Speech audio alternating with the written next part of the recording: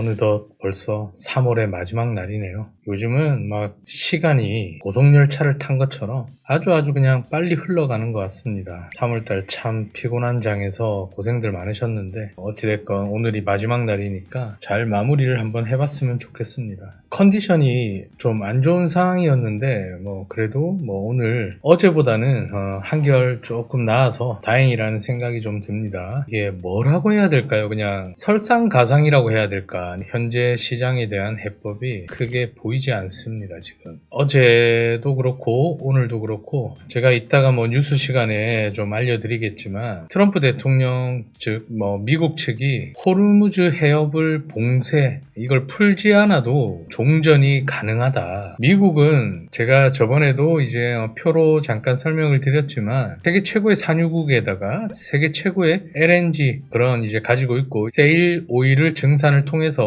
얼마든지 원유에 대한 그런 에너지에 대한 압박이 전혀 없는 그런 국가인데 사실 이제 이 아시아 쪽이나 유럽 쪽이 문제죠. 유럽 쪽. 오늘 중요한 이슈 중에 하나가 뭐냐? 중국이 아무래도 미국하고 중국하고 정상회담을 앞두고 중국이 미국산 원유를 수입하지 않았었는데 이번에 미국산 원유를 수입하기로 했다고 하더라고요. 결국 에너지 패권인데 에너지 패권에 있어서 미국이 제일 앞서 있는 거는 어쩔 수 없는 사실이고 제가 저번에도 여러분들한테 얘기를 했죠. 지금 상황에서 여러 가지 이제 악재들 호재들 반복해서 막 쏟아져 나오는데 저는 이제 조금 충격을 받은 거는 호르무즈 해협이 봉쇄가 끝나지 않더라도 전쟁이 끝날 수 있다. 이 얘기가 어떻게 보면 우리같이 중동 국가의 에너지를 많이 수입하는 의존도가 굉장히 높은 이 동아시아 국가나 이런 국가들은 거의 아시아 국가들은 치명적이죠. 유럽도 마찬가지고요.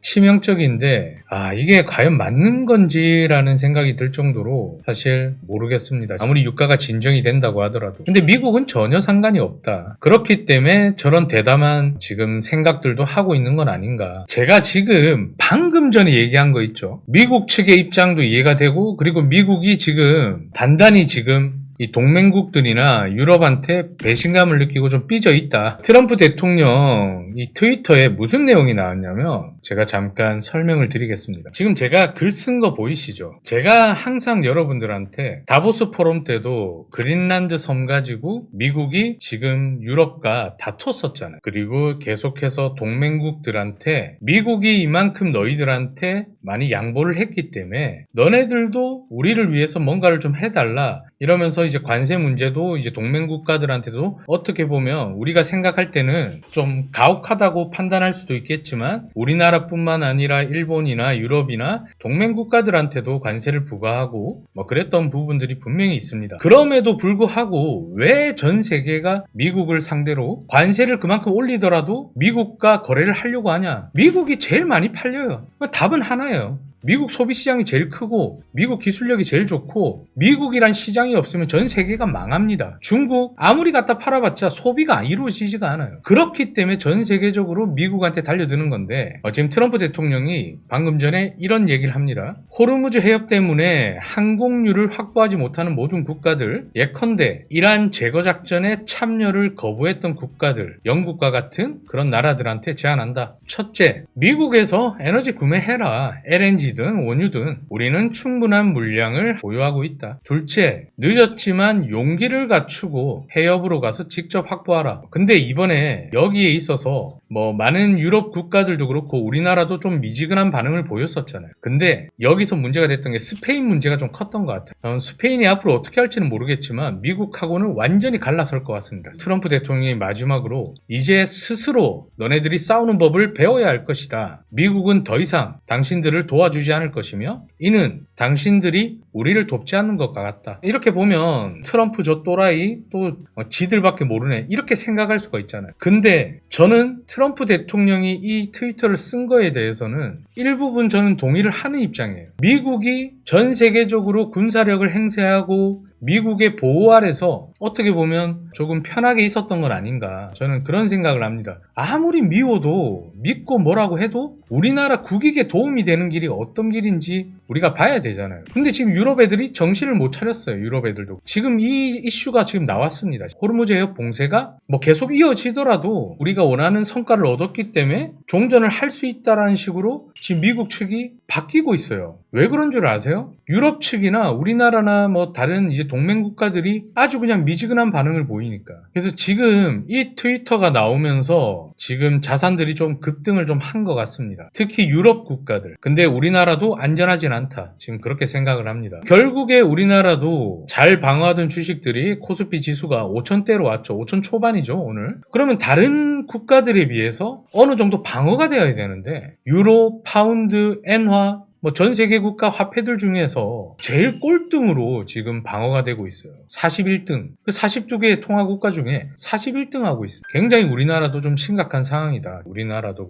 전 세계적으로 심각한 상황이기 때문에 우리가 뭐 여기서 원인을 따지자 그러면 저 새끼들이 전쟁을 안 했으면 이런 일이 생기지 않았을까. 그러면 그 상황에 맞게끔 최선책이 좀 나왔으면 좋겠고 또 여러분들도 이제 물가가 좀 상승을 하고 지금 계속해서 금리 올라가고 있고 여러 가지로 뭐 좀 힘든 상황인데 돈 쓰는 것도 좀 철저하게 관리를 좀 하시고 저도 마찬가지예요. 실질적으로 지금 이 전쟁이 그래서 뭐 그런 부분들이 있어가지고 잠깐 여러분들한테 말씀을 드렸고 지금도 갑작스럽게 트럼프 대통령 트위터 내용들을 올라오는 바람에 저 여러분들한테 짧게 설명을 드렸습니다. 자, 나스닥 롱 들어갔습니다. 롱 30분봉으로는 좀 일찍 잡았는데 15분봉은 지금 여기 밴드 상단에 부딪히는 자리죠. 5일선까지는 좀 볼 거고 아무튼 좀 일찍 잡았어요. 일찍. S&P 500도 롱을 잡았어요. 일단 S&P 500 먼저 정리했고 나스닥도 정리했습니다. S&P 500 500불, 나스닥 700불 먹었어요. 1시간봉 볼린저 밴드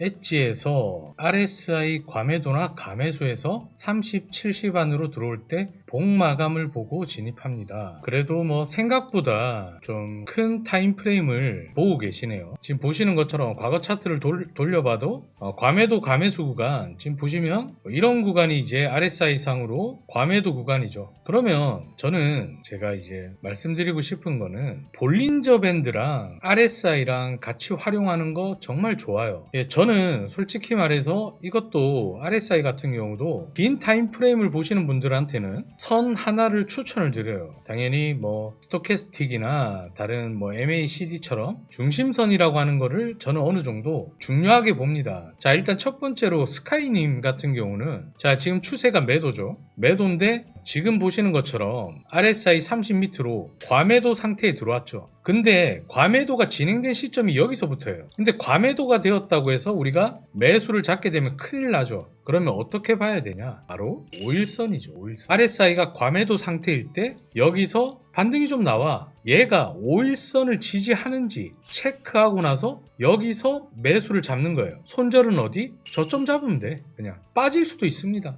몇 번이고 도전하다 보면 길게 한번 먹다 보면 그 수익이 손절 구간보다 훨씬 더 이득이 되면서 좋은 그림이 나올 수 있어요. 일단 첫 번째가 뭐냐? 5일선을 지지하는지 과매도 상태에서 볼린저 밴드 안으로 다시 진입을 했고 5일선을 지지하는지 5일선 저항받으면 다시 빠지게 되겠죠. 그리고 조금 더 내가 확실한 걸 보고 싶다. 과매도 상태에서 반등이 나왔는데 바로 이거예요. 이거 5일선하고 그냥 기다렸다가 밴드 중심에서 단기적으로 매도도 잡을 수 있겠죠. 하지만 나는 매수만 보고 싶다라고 했을 때는 지금 보시는 것처럼 5일선 그리고 밴드 중심선은 20일 이평선이에요. 골든 크로스 나올 때 여기까지 기다렸다가 보시는 거예요. 그리고 이 라인에서 골든 크로스 나왔고 이평선이 모여 있을 때 이 50자리를 강하게 돌파할 때 이때도 저는 매수 대응이 좋다라고 생각을 합니다. 그래서 지금 RSI를 가지고 데이 트레이딩 하시는 분들은 뭐 이거는 제가 쓰는 방법인데 중심에 51선을 그걸 보면서 추세를 계속 탄다든지 뭐 또는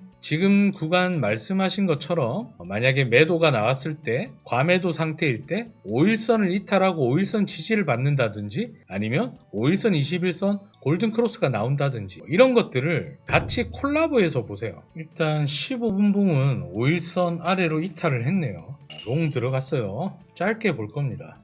자, 일단 500불 바로 짧게 먹었죠. 지금 15분 봉에서 좀 더 길게 보려고 했는데 이 15분 봉에서 이거 먹었기 때문에 조금 불안해가지고 더 짧게 먹었습니다. 자, 저는 비트 숏 한번 짧게 보겠습니다. 자, 저는 S&P 500도 숏을 좀 보겠습니다. 비트는 살짝 뭐 좀 반등하나 싶었지만 빠지고 있고, 지금 뭐 나스닥이나 S&P 500도 크게 올라가지는 못하고 있습니다. 일단은 좀 지켜보고 뭐 수익권, 안정된 수익권 오면 뭐 익절 한번 해보도록 하겠습니다.